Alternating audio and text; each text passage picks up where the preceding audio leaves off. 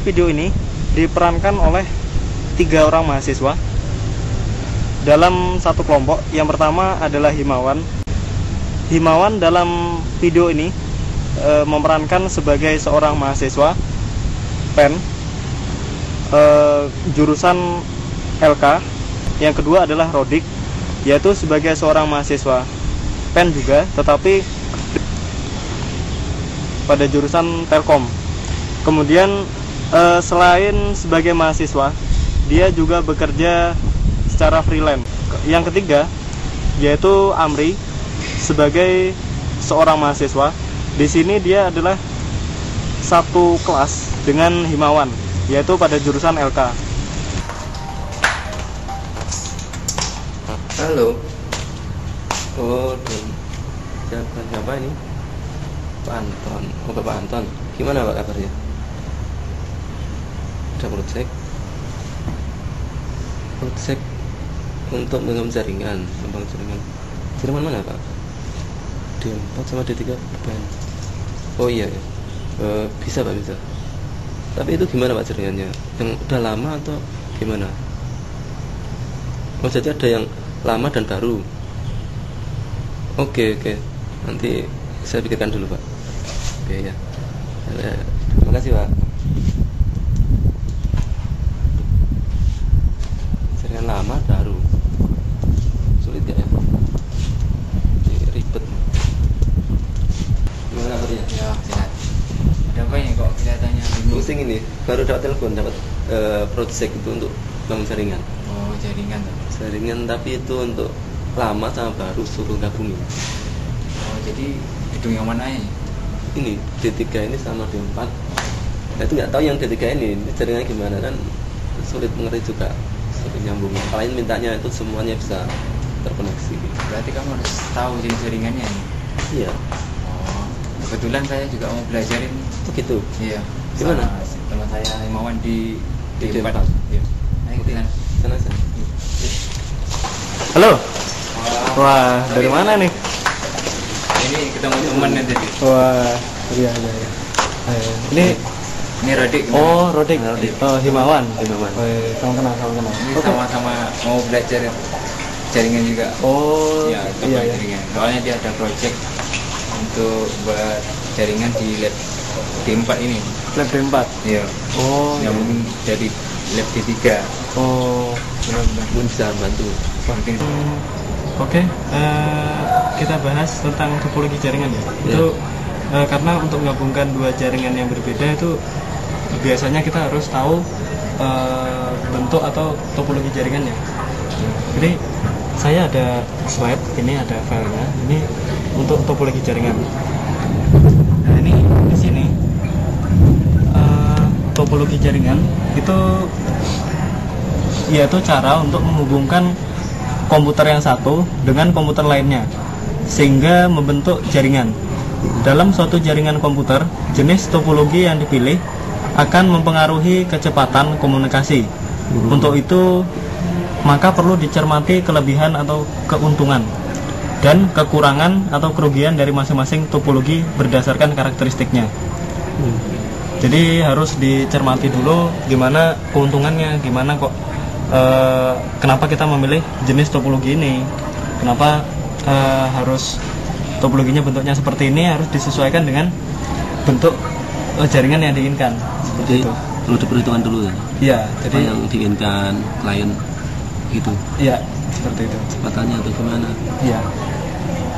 Kemudian untuk selanjutnya ini ada jenis topologi jaringan yang bernama topologi bus. Di sini topologi bus yaitu berupa kabel atau dihubungkan oleh kabel untuk masing-masing komputer.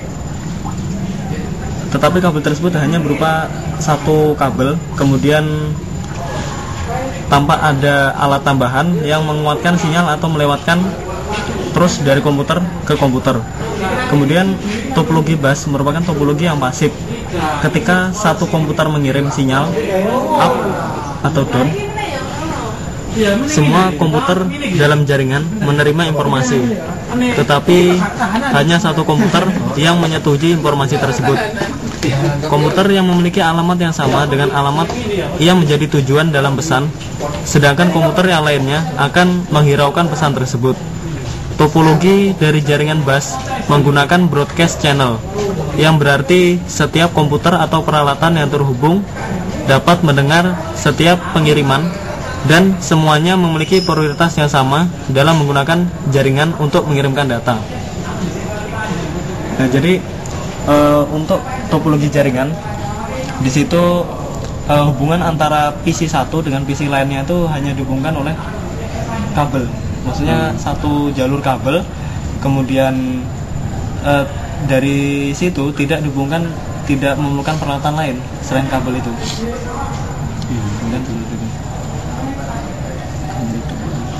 Selanjutnya dari topologi bus itu ada server, kemudian ada PC, ada PC, kemudian PC, kemudian untuk menghubungkan dari PC ke PC dihubungkan oleh kabel itu. Oleh kabel tersebut. Cuma satu kabel. Ya, jadi hanya satu kabel. Ini untuk skema topologi bus. Kemudian untuk karakteristik topologi bus, yaitu node-node dihubungkan secara serial sepanjang kabel dan pada kedua ujung kabel ditutup dengan terminator. Kemudian sangat sederhana dalam instalasi, kemudian sangat ekonomis dalam biaya. Kemudian problem yang sering terjadi yaitu jika salah satu node rusak, maka jaringan keseluruhan dapat down sehingga seluruh node tidak bisa digunakan. Kemudian untuk selanjutnya, keuntungan kenapa kita pakai topologi bus, yaitu karena topologi ini sangat sederhana, kemudian biayanya lebih murah, selanjutnya cukup mudah untuk menambah jaringan jika kita memerlukan untuk memperluas jaringan tersebut. Kemudian selain keuntungannya, topologi bus juga memiliki kerugiannya.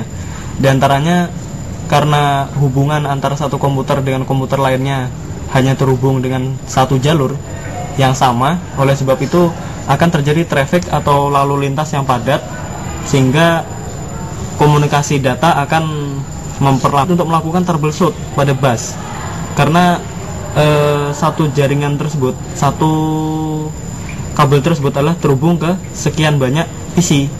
Nah, oleh sebab itu kita tidak dapat mendeteksi PC mana yang mengalami trouble. Kemudian lebih lambat dibanding dengan topologi yang lain. Jadi seperti itu, Dik. Jadi dia ada kerugian dan ada keuntungan. Kerugiannya, misalkan topologi tipe bus, keuntungannya itu lebih simpel, kemudian lebih murah. Nah, tapi untuk kerugiannya itu sangat sulit untuk dilakukan troubleshooting.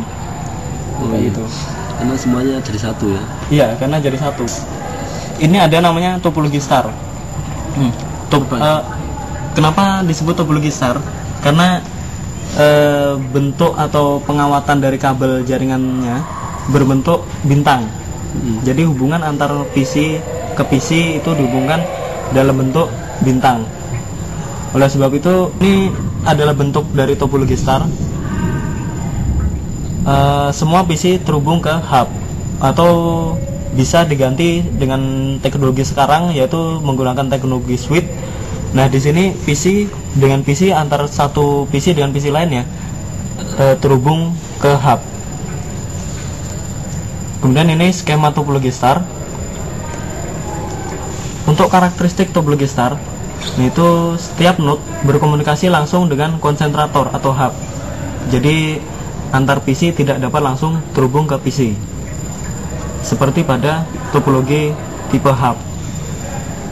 Bila setiap paket data yang masuk ke konsentrator atau hub kemudian di broadcast ke seluruh node yang terhubung sangat banyak, misalnya memakai hub 32 port, maka kinerja jaringan akan semakin menurun. Karena pada saat membroadcast, informasi tersebut tersebar ke 32 port yang ada secara bersamaan. Oleh sebab itu langsung menghabiskan bandwidth yang ada. Jadi seperti itu. Kemudian untuk tipe kabel yang digunakan biasanya adalah jenis UTP. Jadi seperti itu. Untuk yang start ini keuntungannya cukup mudah untuk mengubah atau menambah komputer. Jadi misalkan mau nambah jaringan itu cukup mudah jika menggunakan topologi star. Nah, kemungkinan di pen ini topologinya menggunakan star. Jika menggunakan star maka cukup mudah untuk melakukan upgrade. Di ring ini ada yang namanya penempatan kabel yang digunakan dalam ring menggunakan desain yang sederhana. Pada topologi ring, setiap komputer terhubung ke komputer selanjutnya, dengan komputer terakhir terhubung ke komputer yang pertama.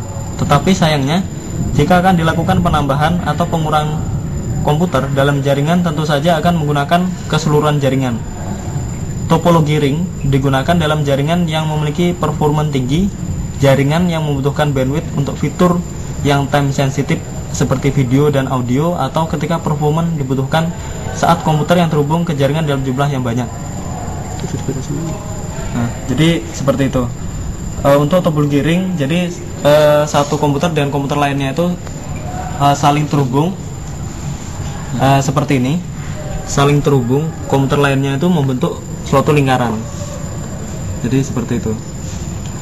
Ini untuk sistem topologi jaringan seperti ini untuk biasanya jaringan kecepatan tinggi. Nah, jaringan kita lihat dulu untuk di D4 ini biasanya untuk sering digunakan untuk video streaming atau bagaimana? Ya itu saya sering pakai, kan juga ada video-video untuk itu daftarnya ada video. Untuk video conference ya biasanya. Iya. Nah itu lebih baik gunakan ini topologi ring ini. Ya ring.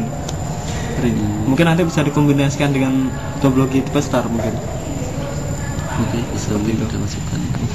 Nah ini ada tipe topologi lain yang namanya itu tipe mesh. Nah tipe mesh ini kayaknya saya masih belum seberapa paham. Mungkin si Amri mungkin bisa membantu. Topologi mesh ini membentuk seperti PC itu 2, 3, 4 terhubung seperti ini. Jadi ini PC1 terhubung ke PC 2, 3, 4, 5. Begitu juga PC2 terhubung ke 1, 3, 4, dan 5 dan begitu seterusnya. Itu kabelnya banyak ya ini? Ya, adalah fault tolerant. Yang kedua terjamin kapasitasnya channel komunikasi karena memiliki hubungan yang berlebih. Iya. Jadi jika antar satu PC dengan yang PC-nya macet, dengan yang lainnya tidak gitu. Gitu ya. Dan kabelnya ini sendiri ya. troubleshootingnya lebih mudah. Tapi kerugiannya ada juga. Instalasinya sulit dan biayanya besar. Soalnya membutuhkan banyak kabel kan. Antar satu PC, soalnya semua PC kan jadi terhubung ini. PC-nya 1000 berapa kabelnya? Itu perlu dihitung juga dari segi ekonomis dan dari segi ini ya instalasinya. Kalau dekat ya nggak apa-apa, kalau jauh kan repot lagi ya. Itu seperti itu kalau topologi mesh ini.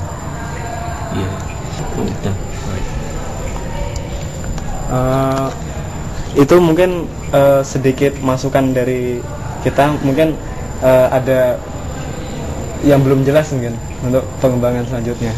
Ya mungkin gimana kalau saya itu gabungkan? Itu bisa aja tergantung ini ya, kan kalau bikin jaringan ini tergantung kondisinya. Gitu. Jadi mungkin D4 mungkin ya D4 pakai star dan D3 pakai bus, mungkin saya gabung bisa. Bisa aja. Untuk digabung bisa, cuman dengan persyaratan tertentu. Iya, mungkin ada pertimbangan-pertimbangan kemungkinan yang dulunya misalkan pakai topologi mesh. Nah, terus nanti yang baru ini mau pakai ring misalkan. Nah, itu harus ada ya semacam membuat jaringan baru seperti itu. Berarti membuat dari awal, bukan meneruskan jaringan yang lalu seperti itu. Iya. Seperti itu. Iya. Yang jelas ini tergantung kondisinya. Kalau misalnya kayak ring tadi kan untuk kecepatannya tinggi, kayak video itu, untuk dari konferensi itu. Intinya disesuaikan dengan kebutuhan aja. Iya. Itu gitu. Oh iya. Terima kasih. Oh,